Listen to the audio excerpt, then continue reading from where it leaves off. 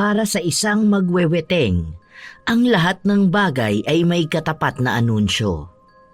Ang bawat pagtatambal sa mga numero ay mahalaga upang tumama. Yun ang madalas na sinasabi ni Flor sa mga mananaya niya. Pero siya rin naman ang madalas na nakikinabang dahil sa bawat panalo ng mga mananaya niya, wala siyang ibinibigay na kahit na magkanong panalo. Kaya naging bantog ang pangalan niya bilang mandarayang magweweteng, kung saan din niya masusubukan ang bagsik ng isang taong malaki ang naging epekto ng pandaraya niya. May anunsyo pa ba siyang maibibigay sa sarili niya kung nasa ilalim na siya ng kulam? O bibit-bitin na lang ba niya ang sumpang ito bilang kabayaran ng mga pagkakamaling nagawa niya? Magandang tayaan niyan ba nagiinip mo? Di ba, matandang babae na may pusa at aksidente. Pwede yan sa 4:18 o kaya 4:25. 4 ang anunsyo sa pusa, tapos 25 naman sa matandang babae o 18 para sa aksidente. Ano, magkano tatayaan mo ba? Tumanggi ang matandang babae na tumaya kay Flor. Sinabihan pa siya nitong mandaraya naman siya. Dahil kapag nananalo sila, hindi na nila makita si Flor o di kaya sinasabi nito na hindi siya nakapag-remit. Kaya kahit may nananalo na nagtaya sa kanya, walang nakukuha ang mga ito. Simula nun, kakaunti na lang ang tumataya sa kanya. Sikat siya sa kanilang lugar bilang mandarayang magweweteng. Ano ba naman yan? Ako ang nag-anunsyo, tapos hindi ka sa akin tataya? Ako pa talaga pinagbintangan mo mandaraya. Ay sige nga, nadaya na ba kita noon? Kaya hindi ka na nanalo eh. Ang sama na ugali mo. Sinasabi yun ni Flor habang naglalakad siya palayo. Tinitingnan niya pa ang mga listahan niya pero kakaunti lang ang tumaya sa kanya. Kaya mas lalo siyang nainis. Pagtigil niya sa tindahan, dumukot siya ng barya sa mga hawak niyang taya at bumili ng sigarilyo. Ilang saglit pa ay dumating ang isa pang magweweteng na si Junior. Ay bakla, balita ko, paldo ka kahapon ah. Magkano taya nung tumama kagabi? 50. Ang bait pa nga binigyan pa akong balato. Oo nga pala, hindi na naman kita nakita kanina. Hindi ka na naman nag-remit no? Hindi naman ako nagpataya ngayon ano. Mamaya na lang sigurong gabi. Napapagod ako. Alam mo na, matanda na. Sus, anong hindi ka nagpataya? Nagpunta ako sa bahay nila Susan, sa'yo daw siya tumaya. Alam mo, sa pandaraya mong ganyan, panigurado kung makakahanap ka ng makakatapat mo. Hinit-hit muna ni Flor ang sigarilyo. Matapos nito ay itinapon niya sa lapag para apakan. Sa kanya hinarap si Junior. Ikaw matandang bakla ka. Siguro, ikaw ang naninira sa akin sa mga mananaya, ano? Baka ikaw ang makahanap ng katapat dyan sa pagiging sugapa mo. Hoy, sugal to. Huwag mo masyadong karirin. Ay, makaalis na nga. Panay pa ang salita ni Flor habang naglalakad siya pabalik sa bahay nila. Sa paglipas ng mga araw, naging matumal ang mga tumataya sa kanya. Matagal na niyang gawain ang pagpapataya sa weteng. Noon kasi, siya lang halos ang pinagtatayaan ng mga tao sa kanila hanggang sa dumating si Junior. Napapansin din kasi ng mga tao ang pagiging magulang niya kapag may tumatama. Minsan kulang-kulang ang pera na ibinibigay niya, pero mas madalas na wala siyang binibigay. Habang naglilibot-libot si Flor, napansin niya ang bagong lipat sa kanila. Be, bagong lipat lang kayo dito, di ba? Ah, opo Ale. Nung nakaraang araw lang po kami nakalipat dito ng asawa ko. May anak ka na ba? Ang bata mo pang tingnan ah. Ilang taon ka na ba? 30 na po ako, tapos yung anak ko magto 2 years old na po sa susunod na araw. Oh, talaga? Sakto yan. Baka hindi mo tayaan na weteng. Baka manalo ka pa. Di ba may panghanda ka pa? Hindi po kasi talaga ako tumataya ng ganyan, Ale. Pasensya na po ah. Saka po may trabaho naman ang asawa ko. Kahit paano makakalabas naman po kami. Saka hindi naman po kami naghahanda ng bongga. Ito naman, ngayon ka lang naman tataya eh. Subukan mo lang, wala namang mawawala. Tayaan mo, 2.20. Yan ang magandang anunsyo ngayon. Panay din kasi ang labas ng dos ngayon. Tapos hindi pa lumalabas yan. Subukan mo lang, kahit 50 lang. Tumanggi si Gina pero masyadong mapilit ang matanda kaya napilitan na lang siyang tumaya. Hindi naman siya umaasa na mananalo siya sa ganoong sugal at kahit noon pa man ay hindi na talaga siya tumataya. Aksaya lang kasi sa pera para sa kanya ang ganon. Pero para matigil si Flor ay inilabas niya ang huling pera niya na dapat ay ipambibili ng biskwit ng anak niya. Nang kinahapunan, kung saan lumabas na ang bola, ang taya ni Gina ang lumabas. Tuwang-tuwa si Flor dahil 15,000 yon. Uy, ang sarap! Ang bango talaga ng pera! Oh, may pinatama ka na naman. Ano na naman kaya ang gagawin mo dyan? Ay, kawawa naman ang taong maloloko ng matandang to. Maging fair ka naman, Flor. Ibigay mo yan sa tumama. Hoy, bago ka magsalita ng kung ano-ano, sana inalam mo muna kung sino ba ang tumaya. Akin to. Ako ang tumaya nito dahil anunsyo ko to nung nakaraan pa. Inaalagaan ko nga to eh. Manahimik kang panot na bakla ka ha? Inggit ka lang eh. Palibasa, mga tira-tira ng mga tumataya lang sa'yo na kukuha mo. Kita mo tong perang hawak ko ha? Gusto mo bang sampaling kita nito? Hoy, matanda ka rin. Alam ko naman na hindi yan sa'yo. Ipagkakalat ko yan sa lahat para malaman nila kung sino ba sa kanila ang tumaya sa'yo. May naloko ka na naman. Ewan na lang talaga sa karma mo. Inggiterang bakla ka. Ang lakas mo talaga makasira ng mood ano? Ang saya-saya ko tapos gaganyan ka sa akin. Bakit ba? Hindi ka naniniwala na akin to, ha? At wala akong pakialam kung ipamalita mo yan sa lahat dahil wala ka namang mapapala. Talagang hindi ako naniniwalang sa'yo yan. Pambili nga ng yosi wala ka tapos makakataya ka ng 50. Saka hoy, kilala na nila ang karakas mo rito. Basta, malalaman ko rin kung kaninong taya yan. Che! Umirap lang si Junior habang naglalakad siya paalis sa harapan ni Flor na ipinapaypay pa ang tig-1,000. Umuwi na rin si Flor na may malawak na ngiti. Wala siyang balak na ibigay kay Gina ang pinanalo nito dahil ang katwiran niya ay sa kanya naman ang galing ang numero. At kung hindi niya naman ipinilit yon ay hindi naman siya tataya.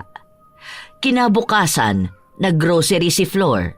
Hindi rin siya muna nagpataya dahil ayaw niyang balikan si Gina. Baka magtanong pa yon sa kanya. Nagbayad din siya ng bills at winaldas ang pera sa kung ano-anong bagay. Isang pamilya rin silang nagpunta sa mall, kaya nagtaka ang asawa niya kung saan siya kumuha ng pera. Hanggang ngayon, hindi mo pa rin sinasabi sa akin kung saan ba talaga galing tong pera mo. Baka nangutang ka na naman, ha? Alam mo naman na ang lalaki nila magpatubo. Paano kung kapusin tayo ng pera sa sahod ko? Ilang araw na kaming walang pasok, kaya panigurado ko mababa lang ang sasahurin ko. Ano ka ba? Nasa labas tayo, nagsasaya, pero problema naman ang gusto mong pag-usapan. Hindi ko to inutang ha, at pera ko talaga to. Tumama ako ng weteng, maliwanag. Kaya huwag ka na mag-alala dyan. May grocery naman tayo dyan at nakabayad na ako ng kuryente. Tara na, kumain na tayo. Sigurado ka bang sa'yo talaga yan? Oo nga. Ikaw, nagpapaniwala ka na sa mga tsismosong kapitbahay eh. Bakit ko naman itatakbo ang taya nila ha? Mga inggit lang yon kapag mas tumatama pa ako kaysa sa kanila. Tingnan mo nga kung nanloloko talaga ako. Eh di sana, wala nang tumataya sa akin. Nag-aalala lang kasi ko. Paano kung bigla na namang may sumugod sa bahay? Ay, tumahimik ka na, Jun. Kumain na tayo. Ang ganda-ganda ng araw natin, mas gusto mong sirain. Hindi na lang sumagot si June Matapos ang masaya nilang araw, umuwi na sila at doon ay naabutan nila si Gina na nag-aabang sa tapat ng bahay ni na Flor. Pinapasok muna ito ng pamilya niya bago niya hinarap ang bagong kapitbahay. Oh, anong problema? Bakit ka napasyal dito? Paano mo pala nalaman na dito ang bahay ko? Nagtanong-tanong ho ako. Kanina ko pa po kayo hinihintay kasi nabalitaan ko na lumabas daw yung numero na tinayaan ko kahapon. Baka po pwede ko nang makuha ang pera. Kailangan ko lang po magpadala sa bahay namin kasi yung tatay ko po na ospital. Anong numero? May tinayaan ka ba sa akin? Opo, yung 220 po. Anunsyo nyo para sa birthday ng anak ko. Kasi narinig ko kagabi na yun ang lumabas. Sandaling nag-isip si Flor. Kunwari pang may binabalikan siyang hindi niya masyadong maalala. Pero ang totoo ay humahanap lang siya ng maaari niyang maidahilan. 50 po yung tinaya ko sa inyo. Ang sabi sa akin nasa 15,000 daw po yun. Kukunin ko na po sana para mapaoperahan ko na si tatay. Yun ba? Hala, di ka naman tumama doon. Kasi hapon ka na tumaya sa akin. Dahil ngayon ang labas nung tinayaan mo. Kaso yung 220 kagabi yun. Mas naunang lumabas yun kesa sa pagramit ko. Nakaligtaan ko kasi. Pasensya ka na ha. Ay, ganun po ba? Kasi po narinig ko sa mga kapitbahay na may natanggap ka raw hong pera. Kaya nga po napapunta agad ako rito. Ay, halatang bago ka nga lang dito. Paano? Nagpapaniwala ka dyan sa mga kapitbahay nating tsismosa. Alam mo, mas magandang iwasan mo ang pagtambay sa labas. Kasi ganyan yan sila. Mahihilig manira ng tao. Tingnan mo. Ngayon, ako ang sinisiraan nila sa'yo. Sa susunod yan, ikaw na ang sisiraan ng mga yon. Kung gusto mo, tumaya ka na lang ulit ngayon para maihabol ko ang remit. Para tingnan natin kung anong lalabas bukas. Ay, ganun po ba? Wala na ho kasi akong pera Sige, pautangin kita. Magkano bang gusto mong itaya? Ay, hindi na po. Nakakahiya naman po sa inyo. Kabago-bago ko lang po rito, nangungutang na agad ako sa inyo. Kung ipansusugal ko lang din naman po ang uutangin ko, hindi na lang po. Baka wala pa po ako maipambayad sa inyo. Hindi na. Naawa ako sa'yo sa totoo lang. Para may ipang-opera din ang tatay mo. Eto, 50. Anong numero bang gusto mo tayaan? O gusto mo ba na mag-anunsyo ulit ako? Noong una ay nag-aalangan pa si Gina dahil hindi naman siya sanay na nangungutang siya ng pera sa ibang tao. Tapos ipansusugal niya pa ito. Ang kailangan niya ay pera na ipapadala sa pamilya niya. Pero napilit pa rin siya ni Flor, kaya tinayaan niya ang unang numero na pumasok sa utak niya. Kinabukasan, lumabas na naman yun, pero mas maliit ang taya niya dahil 20 lang ang ipinasok ni Flor. Sunod-sunod yata ang pagkapanalo mo Kanino na naman yan? Sasabihin mo na naman, iyo? Malamang, sa akin naman talaga to. Nakita mo, di ba? Naiisa lang ang nirimit kong taya ngayon. Di sa akin. Naiinggit ka na naman sige. Itong 200, iyon na to. Balato ko na para hindi ka na mainggit sa akin. Sa susunod, kung gusto mo, tayaan mo rin yung taya ko. Alam ko na kung kanino yan. Doon yan sa bagong lipat. Anong pangalan ba nun? Si ano yun Si Gina. Tama, siya yung may anak na bata pa. Anong akala mo hindi ko malalaman Sa kanya yung 15,000 na panalo mo noong nakaraan, di ba? Hindi mo binigay Ayan, kawawa naman yung tao. Kabago-bago lang dito pinapakitaan mo na kaagad ng kakapala ng mukha mo. Akin na nga yan, 200. Hindi na kita babalatuhan. Wala siyang taya sa akin ha. Siguro, ikaw ang nagsusulsul doon para magmukha akong masama. Ay te, hindi ko na kailangan manulsul ng tao. Alam na nilang lahat yun. Tignan mo nga yung bago. Wala pang 1 buwan dito, alam na ang karakas mo. Ibigay mo na yan sa kanya. Maawa ka naman sa tao. Pera ko to. Wala nga yung pera, paano siya tataya sa akin? Okay, basta ako ang magsasabi sa kanya. Huwag kang sugapa sa pera lalo na kung sa sugal yan. Bahala ka, ikaw rin. Tumatanda ka pa naman na. Baka sa susunod ikaw na ang pagsusugalan kasi ikaw na ang inaanunsyuhan. Leche! Hindi mo ako matatakot sa mga ganyan-ganyan mo, ha? Baka mas mauna ka pa sa akin, bakla ka! Tumawa lang si Junior na halatang nang aaral. Mabilis lang din na nakarating kay Gina ang balita dahil nagpunta siya kaagad sa bahay ng magweweteng. Ilang beses siyang kumakatok sa bahay pero hindi siya pinagbubuksan ng pinto. Ilang oras din na naghintay doon si Gina dahil ang akala niya ay walang tao. Nang sumapit ang gabi, umalis na rin ito dahil may inaalagaan pa siyang bata. Doon lang nakapagbukas ng ilaw ng bahay si Flor. Ano ba yun? Ang tiyaga naman nun masyado. Ang tagal niyang nakatambay sa labas, oh. Nakakagutom naman. Makabili na nga lang ng ulam sa labas. Hindi pa tuloy ako nakapagluto dahil hindi ko mabuksan ang ilaw. Inutusan ni Flor ang anak niyang kararating lang. Pinabili niya ito ng lutong ulam para bago dumating ang tatay nila ay nakahain na ang pagkain sa lamesa. Sakto naman na magkasabay na dumating ang mag-ama. Oh, andito ka na rin pala. Sandali lang, maghahain lang ako ng pagkain. Ano yung nabalitaan ko? Ano na namang balita? Ikaw kung kailan ka tumanda, saka ka naman nahilig sa pakikinig ng chismis. Yung bagong lipat dun malapit kina Joel. Yung si Gina. Tumaya daw yun sa'yo pero wala ka ibinigay sa kanya. Umamin ka nga sa akin, Flor. Yung pera mo noong nakaraan, sa kanya ba dapat yun? Saka kaninang umaga daw meron din. Ay sus! Ano namang gagawin ko sa pera niya? Kung sa kanya talaga yon, sana, ibinigay ko na. Kaso hindi naman kanya, di ba? Sa akin yun eh. Ako ang tumayha nun. Saka yung kanina, akin din yun. Ay, sige nga, tanungin natin siya ngayon kung may itinaya ba siya sa akin. Oo, nagbigay siya ng numero niya. Wala naman siyang perang binigay sa akin. Masyado mo kasi pinakikinggan yung mga taong mahilig manira eh. Mas napaniwala ni Flor ang asawa niya dahil alam niya na siya pa rin naman ang pakikinggan nito. Mukhang tinutotoo na ni Junior ang mga sinabi niyang ipapakalat niya sa lahat ang mga ginagawa niya. Pero kahit na minsan ay hindi naman natakot si Flor. Mas kaya niyang panindigan ang mga panloloko niya.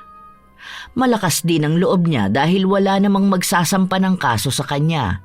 Dahil pare-parehas lang naman silang mali at sugal ang ginagawa nila. Kinabukasan, habang nagsasampay si Flor, biglang dumating si Gina. Bit-bit nito ang 2 taong gulang nitong anak. Magandang araw po, Aling Flor. Oh, anong ginagawa mo rito? Ayan ba yung anak mo? Ay, ang cute pala no? Nagpunta po ako rito sa inyo kahapon kaso wala yatang tao. Oo. Umalis kasi kami kahapon. Nagpunta kami ng birthday. Anong ginagawa mo ba dito kahapon? May kailangan ka ba sa akin? O tataya ka ulit? Hindi pa ako magpapataya ngayon. Kaya baka sa susunod na araw na lang. Abala pa ako eh. Tingnan mo, ang dami kong labahin. Naaalala niyo po ba yung tinayaan ko nung nakaraang araw? May nakapagsabi po kasi sa akin na tumama raw po ako. Baka po pwede ko nang makuha. Kahapon pa po kasi naghihintay sa bahay eh. Kailangan ko pong magpadala. Yun na lang po kasi ang maaasahan ko sa ngayon. Yung asawa ko po kasi hindi kinakaya yung gastusin. Naaawa na nga po ako eh. Ang dami na niyang pinapasok na trabaho ngayon. Ay, yun ba? Yung inutang mo sa akin pera? Wala eh. Nagamit ko na yung panalo. Kasi sa akin naman yon, di ba? Inutang mo yung pera, sadyang nanalo lang. Pero alam naman nating parehas na kung hindi yun mananalo, hindi mo naman ako babayaran. Pinautang niyo po sa akin yun para makataya ako. Oo, yun na nga. Kaya nga, nung nanalo, sa akin napunta ang pera. Kasi nga, aking pera naman talaga yung pinataya mo. Hayaan mo. Hindi naman kita sisingilin na. Ay, sige na. Tara anak ko, marami pa akong labahin. Nagmamadaling umalis si Flor at agad na pumasok sa bahay nila. Nakaramdam pa siya ng inis dahil sa pagpapabalik-balik sa kanya ni Gina. Sa katunayan ay sa dami ng tao na naisahan niya, si Gina ang pinakamakulit. Makalipas ang ilang araw, naubos na ang pera ni Flor, kaya nagsimula na naman siyang magpataya. Pero wala na talaga ni isa ang gustong magpaubaya ng taya nila dahil na rin sa naging usap-usapan tungkol sa magkasunod na panalo ni Gina, pero wala man lang siya nakuha kahit na magkano. O ano? Wala na bang tumataya sa'yo? Bakit hindi ka na lang kasi ulit tumaya sa sarili mo? Total lagi ka naman kamong nananalo, di ba? Go! Itaya mo na yung anunsyo mo! Ay, try natin. Ano kayang anunsyo sa mandaraya at matanda? Huwag mo kong sinisimulan ngayon, Junior, ha? Sinabi ko sa'yo, baklang hukluban ka. Magkakagulo tayo ngayon.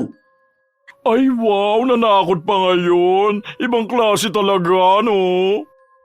Alam ko naman na ikaw ang nagpapakalat ng fake news. Sa bagay, wala ka namang may kukwento sa buhay mo, kundi kung paano ka maging bakla. At paano ka perahan ng mga lalaki? Kaya tuwan-tuwa ka kapag pinag-uusapan yung buhay ko. Hoy, makinig ka nga maigi sa mga sinasabi mo. Bakit naman namin pag-aaksayan ng oras ang buhay mo? Saka hindi yun fake news at lalong hindi yun chika-chika lang. Totoo naman daraya ka eh. Hindi mo ibinibigay sa mga tumatama ang pera nila. Wag ako. Sa tagal mo nang ginagawa yan, lahat na nang narito alam yan eh. Kawawa nga si Gina. Kinailangan ng pera nung tao, kinuha mo pa? Anong nangyari? Ayun, natsugi ang pudra niya. Sana naagapan pa kung nakapagpadala siya ng pera. Kaso kinamkam mo.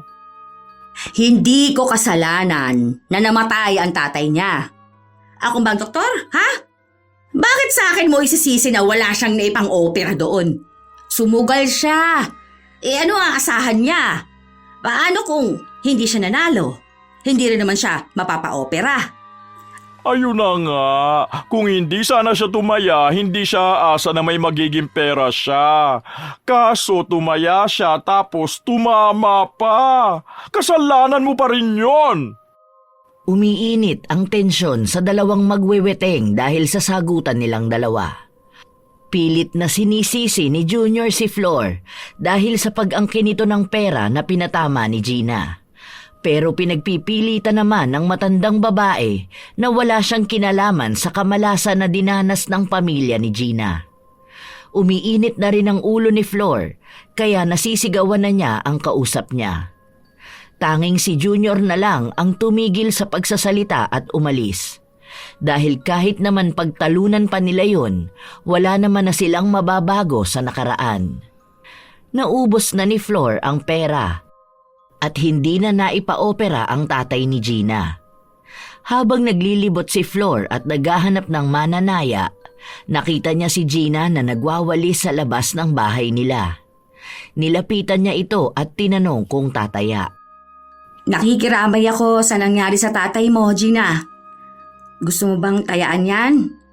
Mas maganda yan, baka lumabas pa. Hindi na po. Ayoko na pong tumaya.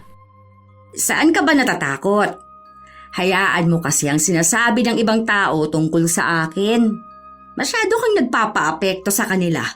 Saka, diba, hindi naman akong dahilan kaya namatay ang tatay mo.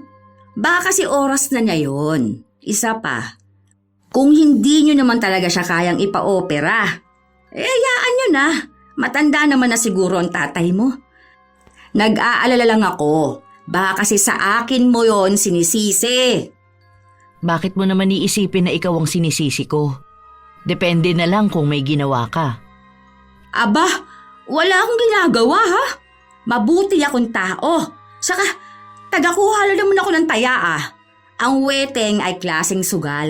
Hindi mo pwedeng iasa dyan ang mga bagay-bagay. dahil bibihira lang ang pumapaldo. Saka yung huling panalo mo, aking pera yun eh. Pinautang lang kita. Pero dahil pera ko pa rin yun, syempre, panalo ko pa rin yun. Hindi nagsalita si Gina pero tumigil siya sa paglilinis. Ilang sandali pa, noong paalis na si Flor, tinawag niya ito. Tataya ako. Eto, 20 ulit. 15-18. Ayun! Sige, ako nang bahala dito ha. Kapag tumama ako na mismo ang mag-aabot sa'yo. Kaya huwag ka na masyado mag-isip ha. Hayaan mo lang ang sinasabi sa'yo ng mga tao tungkol sa akin. Inggit lang ang mga yon. Kahit hindi naman talaga sila nanalo sa wedding. Walang naging kibo si Gina. Bumalik siya sa paglilinis. Si Flor naman ay umalis na rin. Ibinigay niya ang taya sa kabo pero binawasan niya ito ng 10 piso dahil bumili siya ng sigarilyo.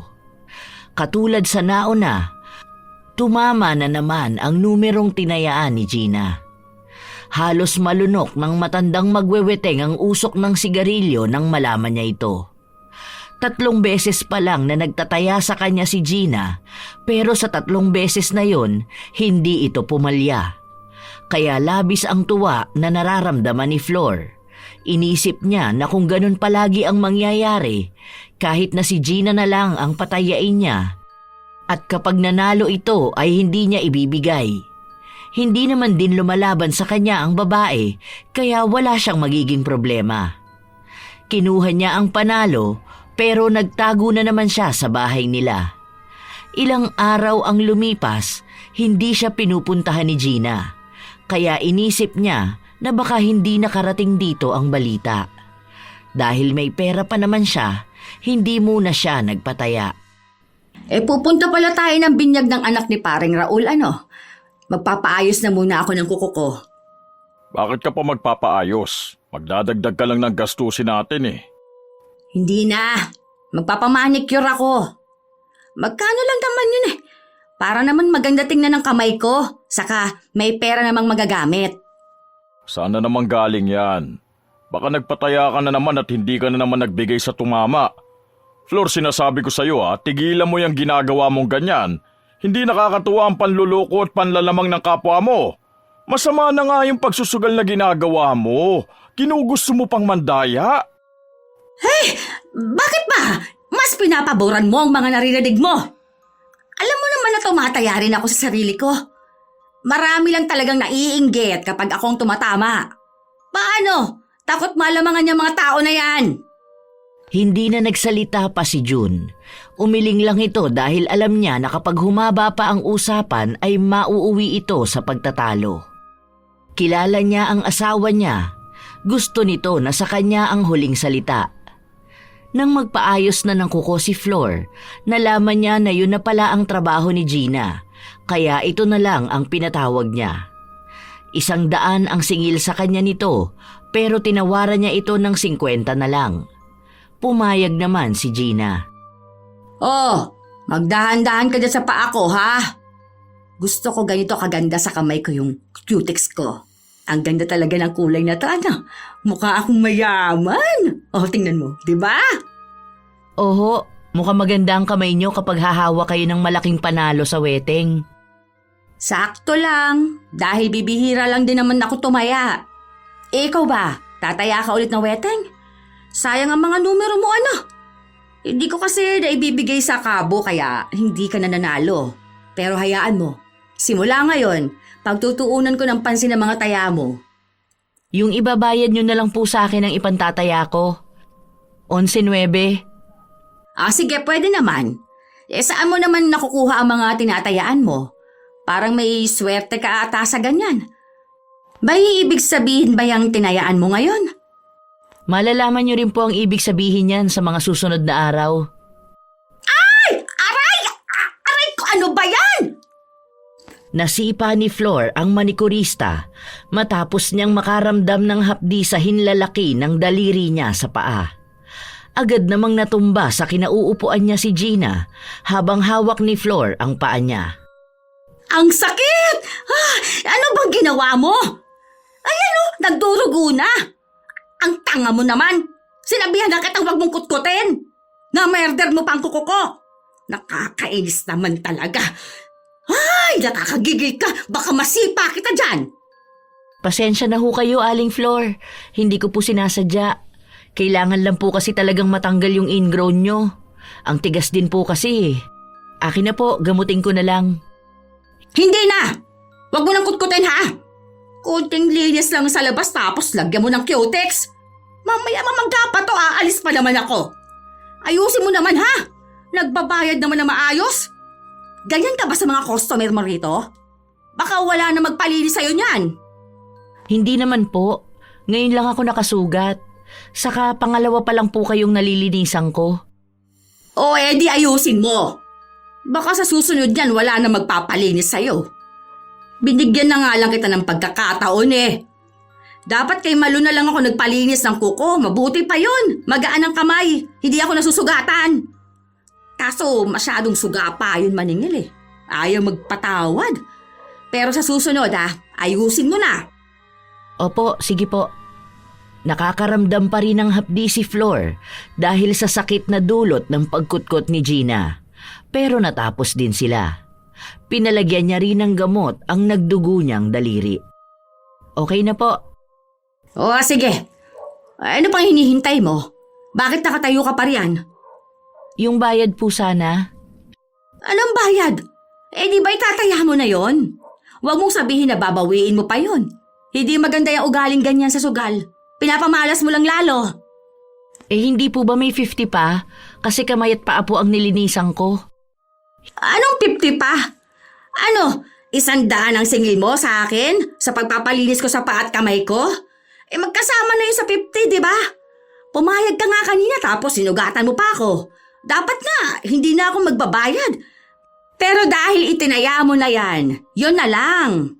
Ay, bakit? Kapag ba nagkasakit ako dahil sa pag-murder mo ng kuko ko, may maibibigay ka bang pampagamot ko? Di ba wala naman? Hindi nagsalita si Gina, pero gumagalaw ang mga labi niya na para bang may ibinubulong ito sa hangin. Matapos nito ay umalis na rin siya. Ilang sandali pa, umihip ang malakas na hangin at ramdam yon ng katawan ni Flor. Kasabay din nun ang pagkirot ng kanyang daliri sa paa. Ay, kainis naman ayan na, kumikirot na. Ayan, tanga-tanga kasi. Sinabi na nga huwag nang kutkutin. Talagang kutkut pa. Gumaganti pa yata sa akin yun Ay, ang sakit. Hindi ko na lang muna babasain to. Baka mamaga pa. Teka, makapag-remit na nga muna. Kahit na makirot ang daliri sa paa, umalis pa rin si Flor. Susubukan niya ulit ang swerte ni Gina pagdating sa weteng. Habang naghihintay sila ng bola, nakatambay lang si Flor habang naninigarilyo nang palapit sa kanya si Junior. Natalisod to kaya hindi niya sinasadya na maapakan ang paa ni Flor. Agad namang napasigaw ang matanda at napamura. Anong nangyayari sa'yo? Bakit bang siga mo? Ang OA mo naman. Hindi naman masakit ang pagkakaapa ko sa paa mo. Kala mo naman binugbog kita kung mag-iskandalo ka rito. Kung ikaw kaya apakan ko pagkatapos ng murder ng kuko mo. Ang sakit! Bakit ka ba pumunta rito? Sana doon ko na lang sa mga kamaritas mo. Pupunta-punta ka rito para lang magdagdag ng sakit. Wala na to. Mamaya nito mamamaga na tong paa ko. Parehas lang kay ni Gina na hindi nag-iisip. Ay, so si Gina ang gumawa niyan sa'yo? Perfect! Nakaganti rin siya sa mga pandaraya na ginawa mo sa kanya. Bongga! Nakakatuwa ka naman! Anong nakakatuwa rito? Nakikita mo lang ang nahihirapan na ako at nasasaktan. Ayan, umiira lang kademonyuhan mong bakla ka. Ganyan ba talaga kayo, ha? Mas masaya kayo kapag may nasasaktan o napapahamak na tao? Hindi naman sa lahat. Sa mga masasamang tao lang na nanlalamang ng kapwa. Bakit ba? Inggit na inggit kayo sa akin, ha? Dahil ba palagi akong tumatama sa weteng? Correction, hindi ikaw ang tumatama. Kinukuha mo lang ang pera. Magkaiba yun, te. Sana aware ka. Di gawin nyo rin para hindi kayo naiinggit. Hayaan mo, kapag nanalo ako mamaya, babalatuhan kita para may maibigay ka sa lalaki mo. Ang tanda-tanda mo na ganyan ka pa rin. Quits lang tayo. Matanda ka na rin naman pero ganyan ka pa. Dapat magbago ka na. Bahala ka. Sa impyerno ka talaga pupunta. Buti pa ako sa rainbow. Duh! Umambalang si Flor na susuntukin ng kausap pero agad din naman itong umalis. Naiwan siya na puno ng inis at sakit. Mas lalong kumikirot ang sugat sa daliri niya. Alam niya na mas lalala pa ito lalo na at naapakan. Matapos ang bola, tumama na naman ang numerong tinayaan ni Gina. Sobrang tuwa ni Flor. Kahit na kumikirot ang daliri niya sa paa ay hindi niya napigilan na lumundag. Pinakita niya pa kay Junior ang pera na hawak niya na umalis na rin kaagad. Hindi niya bibigyan ng pera si Gina. Iniisip niya na kapag nagpunta yon sa bahay nila, sasabihin na lang niya na hindi siya nakapagbigay sa kabo dahil masakit ang paa niya dulot ng pagkutkot nito. Wala naman din tong malalaman dahil wala naman siya sa lugar na yon. Kung magsasabi man si Junior, madali lang niya itong mababaliktad. Isa pa ay maaari niya ring isisi kay Gina ang sakit na nararamdaman niya. Sa paglipas ng mga araw, hindi siya pinupuntahan ni Gina, kaya inakala ni Flor na kinalimutan na lang ito ng babae. Ang paa naman niya ay mas lalong lumalala. Huwag na lang tayo magpunta sa binyag. Hindi ka na makakalakad dyan sa sugat mo. Yan kasi, pinagsabihan na kitang huwag ka na magpalinis pero ang tigas ng ulo mo. Ngayon namamaga na yan. Pupunta tayo. Sayang naman ang binili kong damit natin. Hayaan mo na. Gagaling din to mamaya. Iinuman ko na lang to ng gamot. Ang tanga kasi ng Gina. Kinutkot ba naman? Akala mong laki naggalit sa akin. Magpahinga ka na lang dyan. Nakakahiya naman kay kumpare. Nung nakaraan niya pa sa atin sinasabi yung binyag ng anak nila eh. Tapos hindi man lang tayo magpapakita. Ako na lang ang pupunta para maibigay ko regalo. Babalik na lang kaagad ako. Kesa naman ganyan ka. Iika-ika ka maglakad. Pinagtalunan pa ng mag-asawa ang pag-alis nila. Pero sa huli ay si Flor pa rin ang nagwagi. Ininuman niya ng gamot ang sugat niya para mawala ang kirot nito. Nabigyan naman siya ng kaunting lunas. 11:00 natapos ang binyag, kaya nagpunta na sila sa reception. Pagpunta nila doon, agad na napaupo si Flor. Napakapit din siya sa kanyang asawa. Oh, ano nangyayari sa'yo? Grabe ang sakit ng paa ko.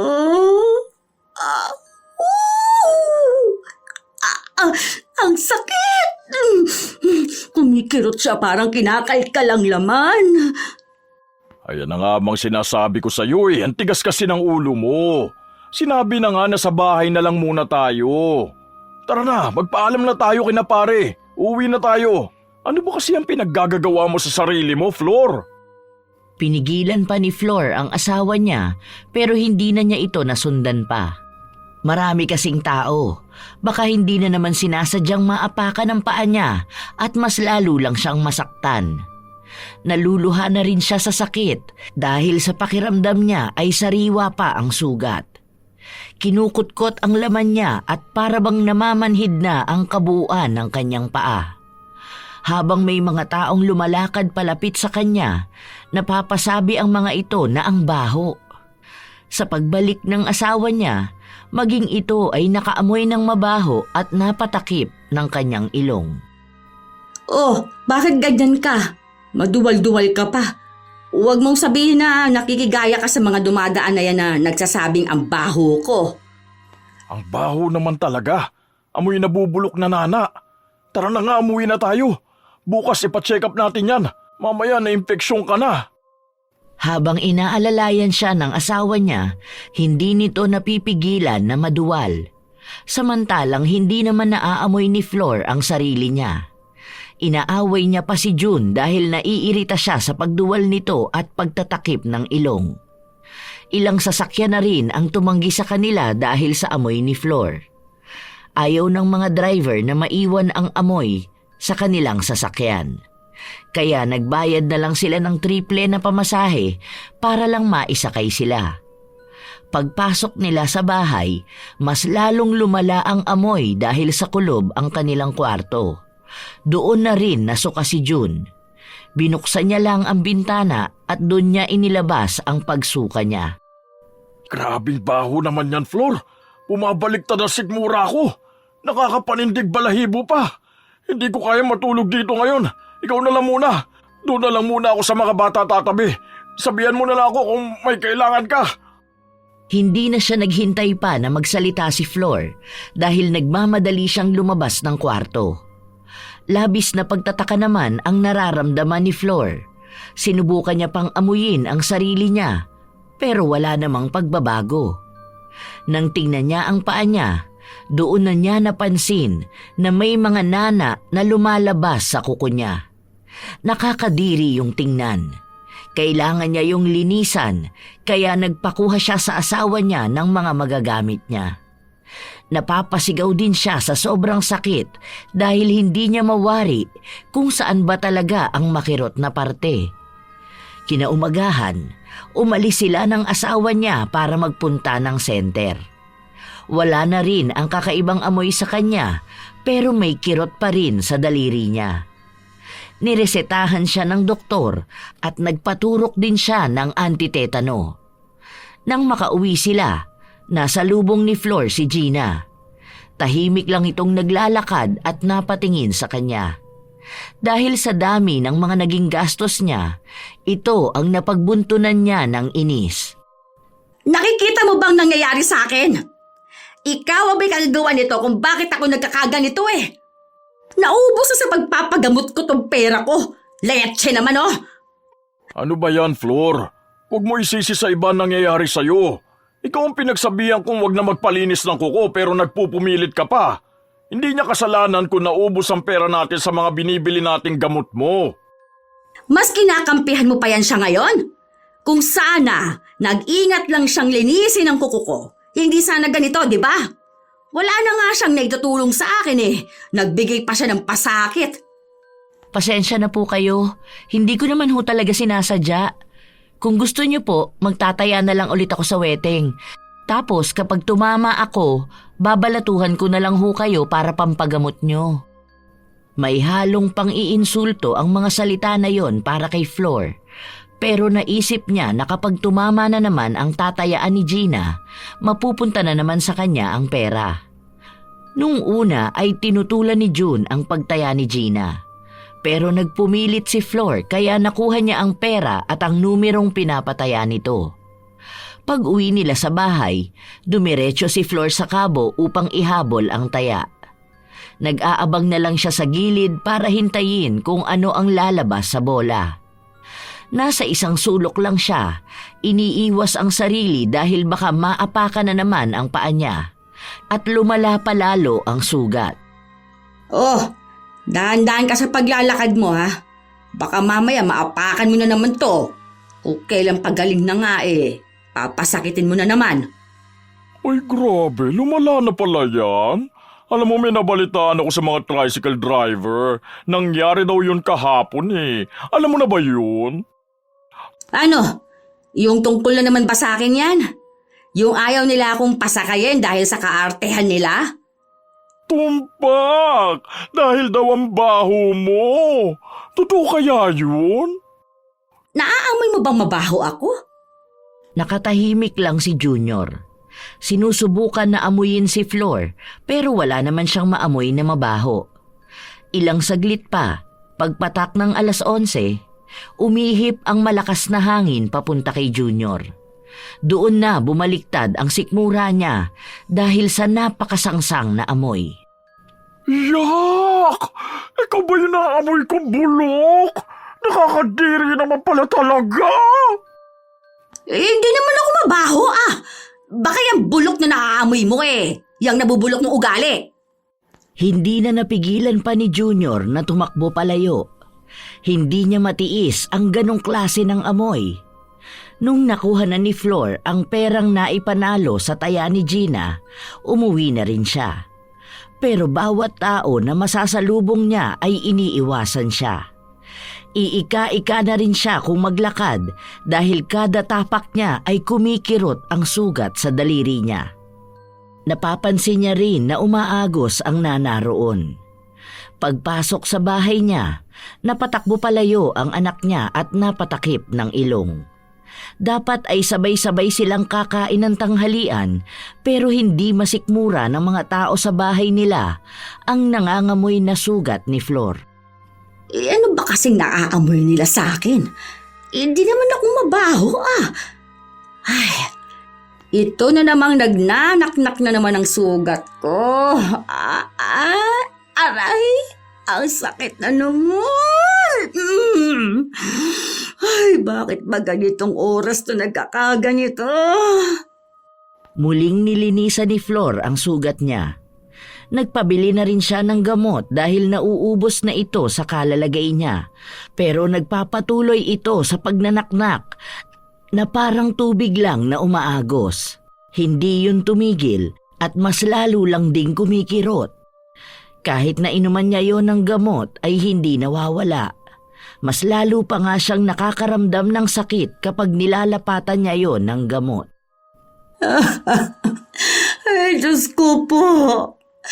Ano ba naman itong nararamdaman ko? Sobrang sakit talaga.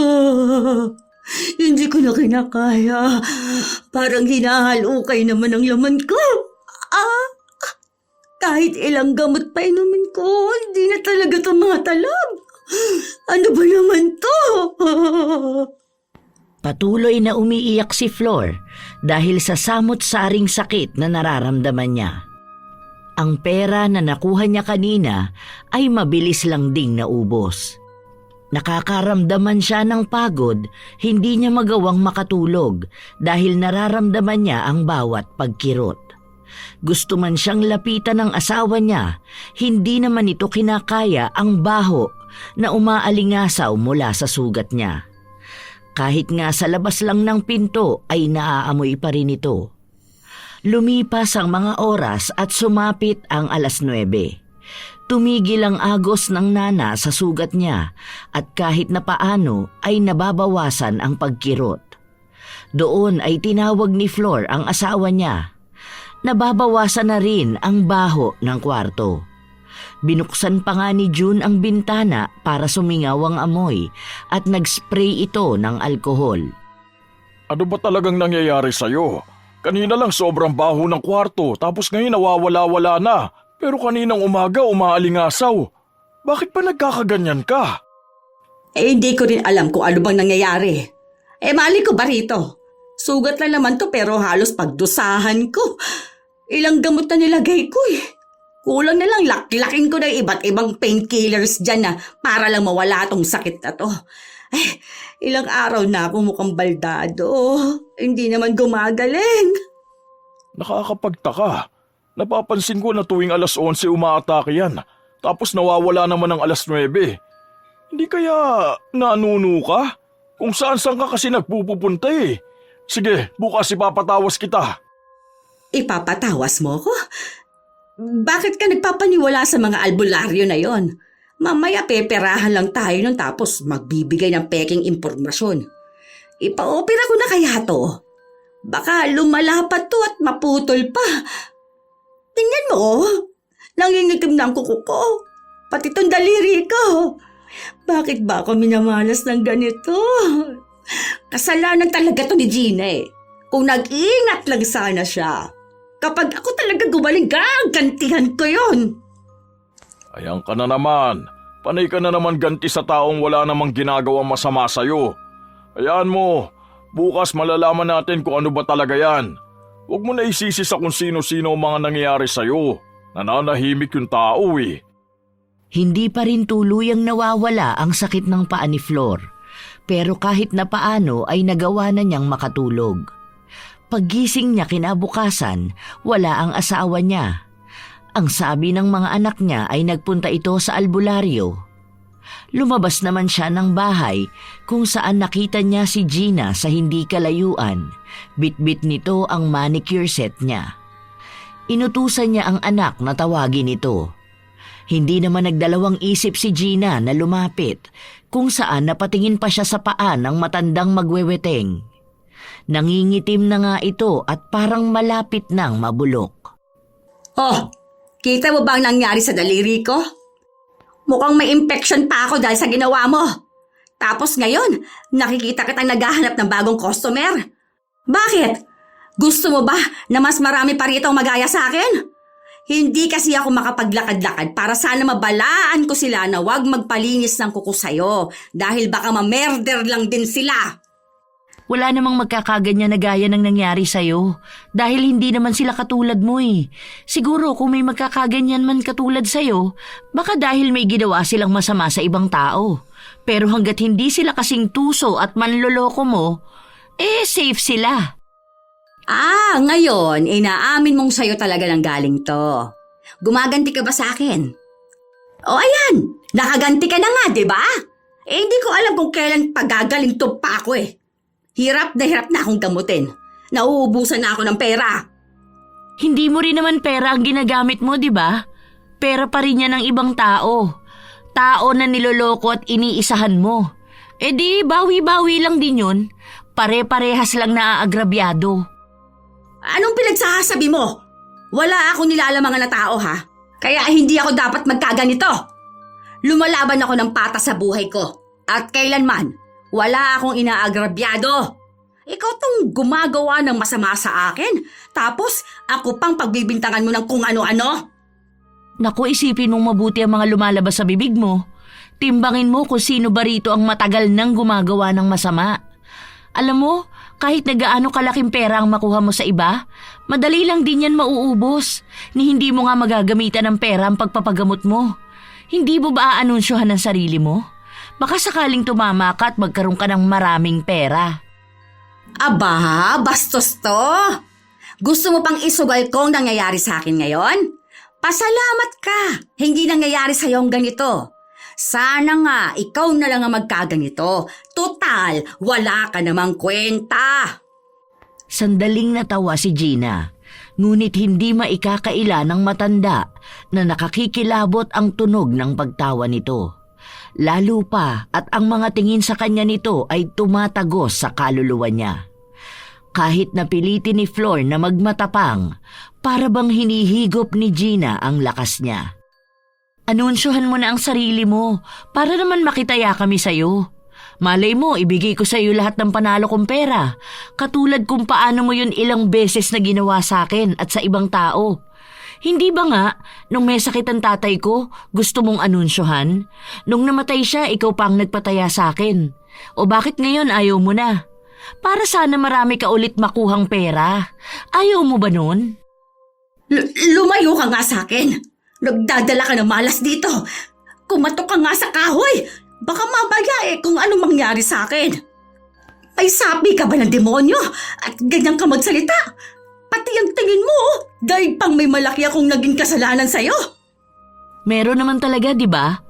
Nung may sakit si tatay, kailangan ko ng pera, pero tinaguan mo ko. Nung namatay siya, kailangan ko ng ipapadala, pero anong ginawa mo? Inangkin mo pa rin yung panalo ko. Ngayon na bumabalik na sa'yo ang mga yun, bakit para namang takot na takot ka masyado? Hayaan mo, hindi ka naman kaagad susunod sa tatay ko. Marami ka pang maaabutan na anunsyo. Yun nga lang, mahihirapan ka na ng mas matagal. Hindi na nakapagsalita pa si Flor dahil umalis na rin sa harapan niya ang kausap. Dinig niya pa ang pagtawa nitong nakakikilabot.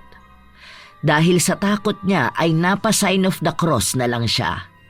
Hindi niya mawari kung anong kababalaghan ba ang bumabalot kay Gina. Nang dumating ang mga kaparehas na oras, ay gano'n na lang din ang lala ng sakit na nararamdaman ni Flor. Hindi na rin niya napipigilan na sumigaw. Parang ang gusto na niyang ipaputol ang daliri niya sa paa para lang matanggal ang sakit na yon. Nang makauwi ang asawa niya, naabutan siya nito sa kwarto na hindi tumitigil sa pag-iyak. Inasikaso siya ng asawa niya. Pinainom siya ng herbal na gamot galing sa albularyo. Pero sa halip na gumaling ay mas lalo lang lumala ang sakit na nararamdaman niya. Panay na siya sigaw para lang mailabas ang nararamdaman niya. Naipatawas na kita. Ang sabi sa akin may kumukulam daw sa'yo. Tinanong ko nga kung sino pero hindi raw niya makilala. Ang alam niya lang, may malaking galito sa'yo. Sinusubukan niyang labanan ng mangkukulam pero masyadong malakas. Hindi lang daw basta pangungulam ang kaya nun. Dahil parang ipinamana na sa kanya yung kapangyarihan na yun. Ano, sabihin mo sa akin kung sino ba sa tingin mo maaaring gumawa nito sa'yo? Hindi ko alam. Wala naman akong nakakaaway. Pakiramdam ko dun yan sa mga pagpapataya mo ng weteng eh. Sinabi ko naman kasi sa'yo dati pa na tigilan mo na yan. Dahil dyan ka mapapahamak. O tignan mo ngayon. Hindi makapag-isip ng maayos si Flor, pero ang una niyang binanggit ay si Junior. Ang sabi niya pa, maaaring may malaking inggit yon sa kanya at baka galit yon sa mga tagumpay na tinatamasa niya sa buhay. Sinubukan namang kausapin ni June ang naturang kapitbahay na pinagbintangan ni Flor. Pero itinanggi ni Junior ang paratang sa kanya. Ang sabi niya, sa tagal nilang magkakilala ni Flor, bakit ngayon niya lang maiisipan na kulamin ito? Dahil simula nung mga kabataan nila ay marami na siyang nagawang kasalanan sa kanya. Nagalit pa nga si Junior dahil sa dami daw ng galit sa kanya, bakit siya pa ang napagbintangan? Sinabi pa nito na baka karma na yun ni Flor dahil sa pagiging manloloko at sakim niya pagdating sa pera. Sa paglipas ng mga araw, nagiging mas malala na ang nangyayari sa daliri ni Flor. Hindi na rin nawawala ang amoy na mas lalong naging masangsang. Umaabot na rin ang amoy sa mga kapitbahay nila. At dahil doon ay pinapatawag na sila sa barangay dahil sa dami ng reklamong natatanggap doon. Nakakaapekto na raw ito sa kanilang araw-araw na pamumuhay.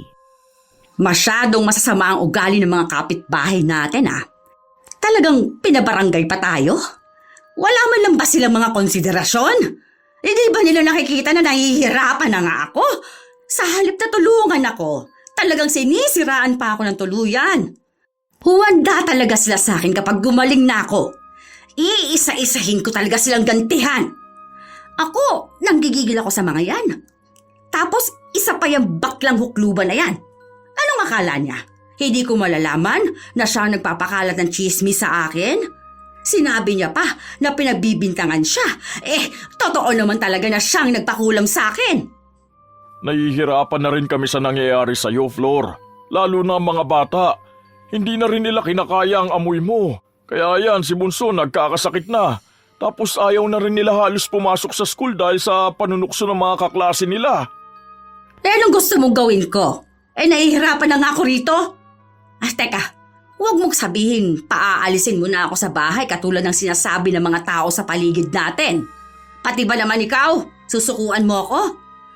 Hindi naman sa ganun. Tutulong naman ang barangay na makahanap ng lilipatan mo. Doon sa malayo sa mga tao para habang nagpapagaling ka, walang naaapektuhan. Isipin mo rin ang mga bata. Hindi! Hindi ako aalis dito. Maging ako nahihirapan na. Kung alam niyo lang nararamdaman ko. Sobrang kirot ng sugat ko. Namamanhid na rin pati hita ko. Huwag niyo naman akong ipagtabuyan na para lang akong isang baboy. Intindihin niyo rin naman ako. Iniintindi ka naman namin. Para lang din sa mga anak natin to. Hanggat hindi pa natin nalalaman kung paano natin matitigil ang sumpa na meron ka. Hindi natin alam kung sino ang kumulam sa'yo. Hindi umimik si Flor. Masama pa rin ang loob niya dahil hindi niya matanggap na para lang siyang isang basura sa paningin ng pamilya niya at pinandidirihan ng mga taong nakapaligid sa kanya. Habang nagmumuni-muni siya, biglang pumasok sa utak niya si Gina.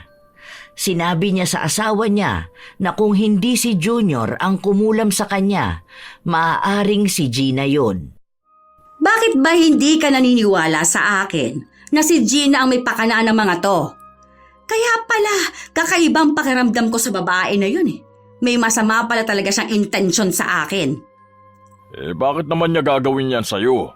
Ano bang ginawa mo sa kanya? Wala akong ginawa sa kanya. Alam niya yan. Baka nagagalit yan sa akin dahil sa inggit. Nagpapaniwala kasi sa chismis ng mga tao sa paligid eh. Mangkukulam yon.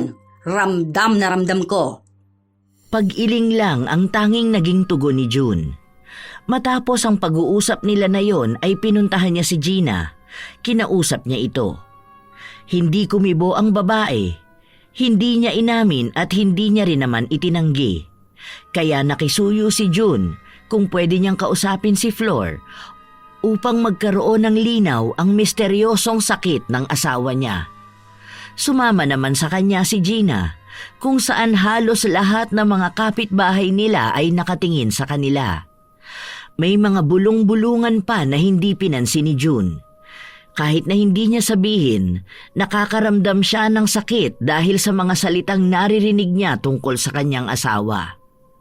Nang makapasok sila sa loob, tanging si Gina lang ang walang pakialam sa mabahong amoy na nanggagaling sa sugat ni Flor.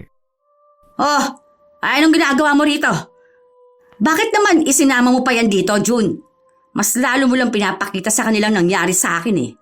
Baka mamaya may gawin na naman siyang pangungulam sa akin.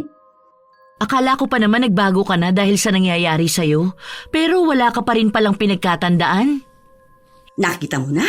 Kaya pala may pasaring yung mga salita mo sa akin noon. May iba ka palang ibig sabihin.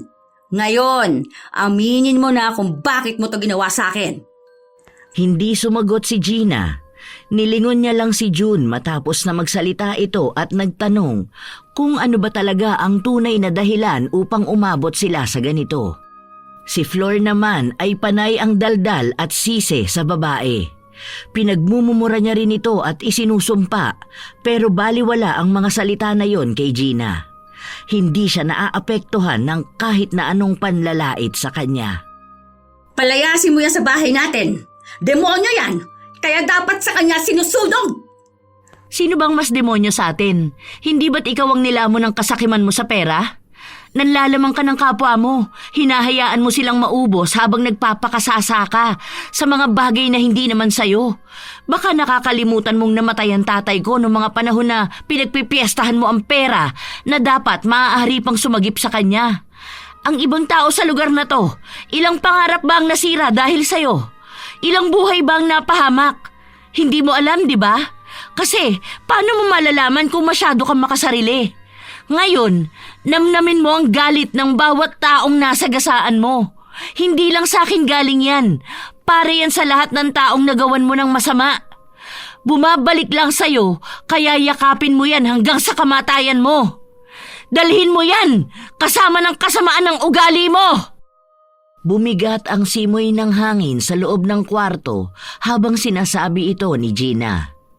Maging ang mga pakiramdam nila ay naghahatid ng maraming babala. Pero hindi ito maunawaan ni Flor. Nagpatuloy siya ng paninisi sa babae at sa lahat ng taong nakapaligid sa kanila. Pinipilit niyang wala siyang nasaktan, wala siyang naagrabyado, kaya kahit na anong pagpapamukha sa kanya ni Gina, hindi niya tatanggapin ang pagkakamali niya.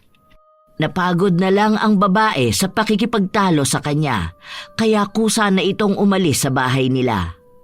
Kinausap pa siya ni June, pero ang sinabi lang sa kanya ni Gina, hindi magiging maayos si Flor kung mananatili sa kanya ang mga paniniwala niya.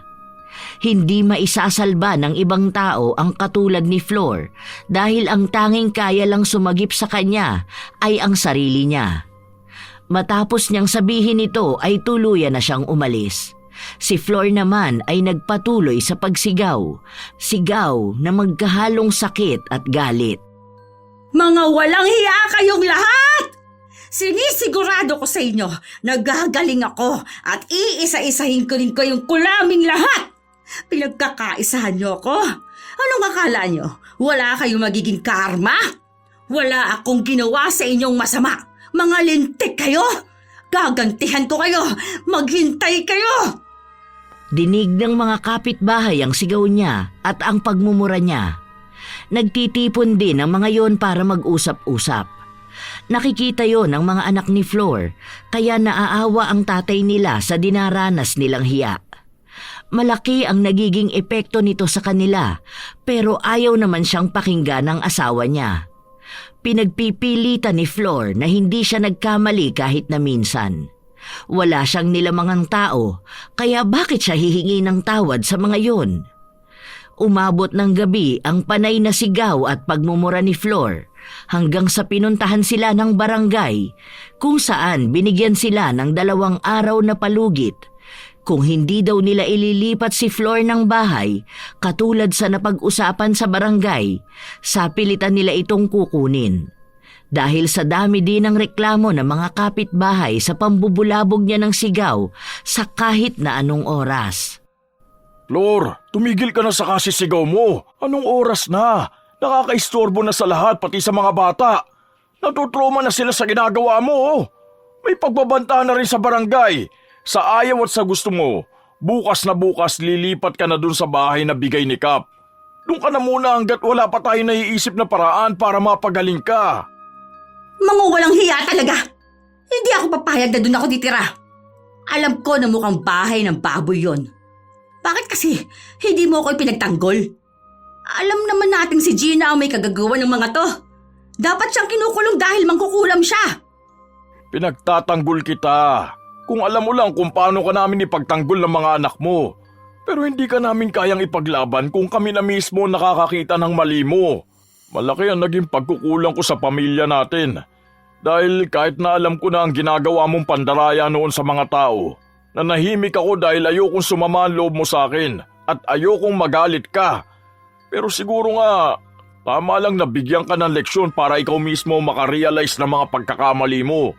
Hindi sa lahat ng oras nasa tabi mo kami para ipaglaban ka. Dahil kung ikaw mismo ang gumagawa na ikasisira mo, mapapagod talaga kaming ayusin ka. Hindi ko na kayang linisin lahat ng kalat mo. Baka siguro kapag malayo na kami sa'yo, doon mo lang malalaman kung ano ba mga nagawa mong mali. Katulad ka na nila. Pare-parehas na kayong lahat na hindi ako maintindihan. Ngayon, nakikinig ka na sa kanila na para bang ako talagang may mali. Dahil meron ka naman talagang mali. Naalala mo ba nung itinakas mo yung pera na pinatama mo? Manganganak noon ang asawa ni Paring Hernan, pero hindi mo binigay ang pera. Doon nagsimula yun, di ba? Umabot pa yun sa halos makipagpatayan ako para ipagtanggol ka sa kanila. Simula noon, lahat na ng perang nahahawakan mo kahit na hindi sa'yo, hindi mo binibitawan. Lahat ng tao rito alam yon. At nagbibingi-bingihan ako sa tuwing naririnig kong pinag-uusapan nila ang pamilya natin. Dahil ayoko isipin mo na wala kang kakampi.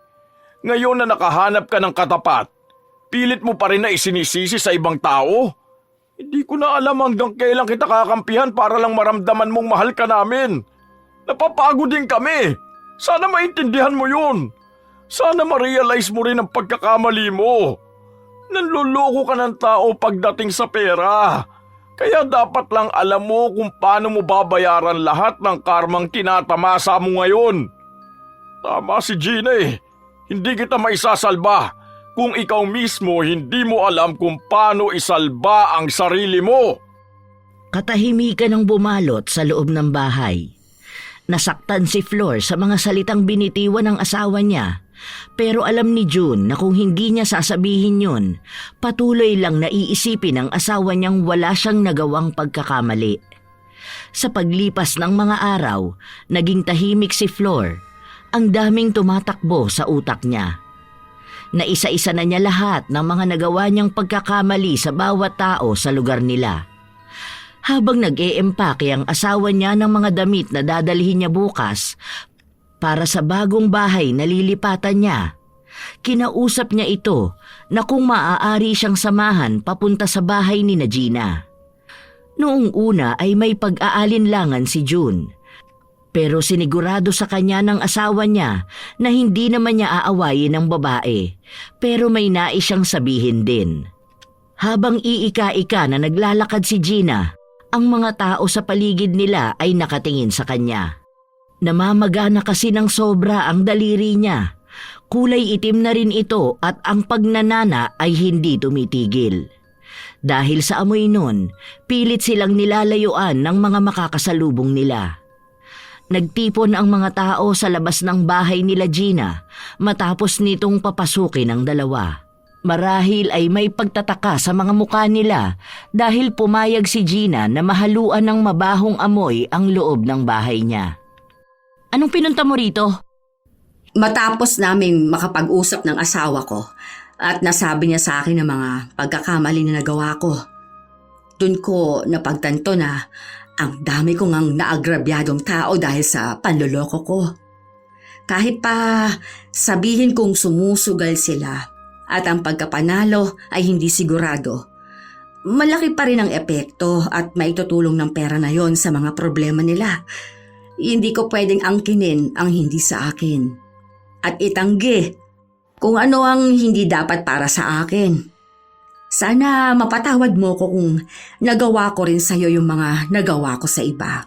Hindi ko man lang naisip na pare-pareho tayong tao na nahihirapan sa pera.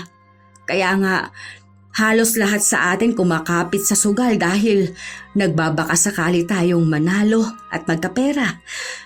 Lahat pala ng tao sa paligid ko, nasira ko ang tiwala sa akin. Patawarin mo sana ako, Gina. Pinapangako ko sa'yo na hindi ko na uulitin yon kahit na kailan. Ititigil ko na rin ang pagpapataya ko na weteng. Hindi agad kumibo si Gina, para bang tinitimbang niya kung totoo ba ang mga salitang sinasabi sa kanya ni Flor. Pero bakas naman sa mga mata ng matandang babae ang sinseridad niyang humingi ng tawad. Nais niyang maayos ang mga pagkakamali niya para sa sarili niya at sa kanyang pamilya na apektado na. Tumutulo rin ang luha niya sa paulit-ulit na paghingi ng tawad. Kulang na lang ay lumuhod siya para lang ipakita na tunay ang pagtanggap niyang nagkamali nga siya. Lahat gagawin ko, mapatawad mo lang ako. Parang awa mo na, Gina. Para sa mga anak ko at sa pamilya ko, gusto kong baguhin ang buhay ko. Patawad. Hindi ka lang dapat sa akin humingi ng tawad. Kung talagang nakikita mo na ang mga pagkakamali na nagawa mo, hindi ba dapat pati sa mga taong naagrabyado mo humingi ka rin ng tawad? Alam mong hindi ka lang sa akin nagkamali. Marami sa paligid mong naghihintay lang din ang paghingi mo ng tawad. Yun lang din ang magpapalaya sa kanila at magpapalaya sa'yo. Kung sa akin lang, tinatanggap ko na ang paghingi mo ng tawad. Pero sana nga, natuto ka na sa mga pinagdaanan mong sakit. Maraming salamat, Gina. Oo, pangako. Aayusin ko ng buhay ko at hihingi ako ng tawad sa kanilang lahat. Maraming salamat. Hindi napigilan ni Flor na yakapin si Gina dahil sa tuwa na nararamdaman niya. Kahit na paano ay nakaramdam siya ng kaginhawaan sa kanyang dibdib. Doon niya napagtanto na sa tagal na niyang ginagawa ang panloloko sa mga tao, ganun din pala bumibigat ang nagiging pasanin niya. Katulad ng ipinangako ni Flor, inisa-isa niya ang mga tao na nagawan niya ng pagkakamali. Ang ilan doon ay matagal na niyang hindi nakakausap dahil nang lokohin niya ang mga ito, hindi na rin niya kinibo. Nang gawin niya yon ay nakaramdam siya ng parabang unti-unti niyang pinapalaya ang sarili niya sa mga nakaraan niyang kasalanan. Pinatawad siya ng mga tao na yon na kay tagal na rin palang naghihintay na mapagtanto niya ang mga pagkakamali niya. Nang kinagabihan na yon, nagbago ng paunti-unti ang pakiramdam ni Flor, pero kinailangan niya pa ring tirhan ang bahay na pahiram ng barangay. Isang lumang bahay yon na mukhang bodega. Doon siya nagpagaling. Dahil sa pagpapatawad ng mga tao sa kanya, doon niya napapansin na nagiging maayos na ang pakiramdam niya. Hindi na raw siya nangangamoy katulad noon, base sa asawa niya. Isang buwan ang lumipas, tuluyang naghilom ang sugat niya at maaari na siyang makabalik sa kanila. Ang linis ng bahay natin Pinaghandaan niyo talaga ang pagbabalik ko. Siyempre naman, para naman makatulog ka na maayos dito. Oh, tara na muna, kumain na muna tayo. Nakapagluto na ako ng pagkain natin. Tila bumabalik sa pagiging maayos ang pamumuhay nila. Nagiging maayos na ang mga bata at nakapagtatrabaho na rin si June kahit na pinagsasabay niya ang pag-aalaga sa pamilya niya noong mga panahon na hindi yun magawa ng asawa niya. Maging ang paglabas-labas ni Flor ay hindi na katulad nun na para bang galit na galit ang mga makakasalubong niya. Ngayon ay nginingitian na siya ng mga ito. Nakakakwentuhan na rin niya. Habang naglilikom siya ng mga sinampay niya, napansin niya na palapit sa kanya si Gina. Oh, kumusta ka na? Pupuntahan sana kita sa inyo nung nakaraan, kaso naging abala ako sa bahay. Salamat nga pala ulit. Wala na yun. Ano, gusto mo bang anunsyohan ko na para makataya ka na sa akin? Eto, magweweting naman ni kurista na ako. Ipinakita ni Gina ang hawak niyang listahan. Dahil doon ay nagtawanan ng dalawa na para bang matagal na silang magkaibigan. Ngayong nilisa na ni Flor ang linya ng weteng, may bago namang tao na papalit sa kanya. Alam niya na hindi naman gagawin ni Gina ang pandaraya na nagawa niya noon. Sa paglipas ng mga araw, nagtuloy-tuloy na ang pagbabago sa buhay ni Flor.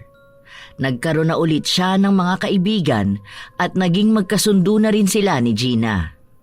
Naging malaking aral kay Flor ang mga pinagdaanan niya upang maitanim sa isipan na kailanman ay hindi maganda ang naidudulot sa isang tao na ang tanging inuuna ay ang panloloko. Mas magaan ang pakiramdam at mas malaya pa ring makakagalaw ang taong may malinis na konsensya.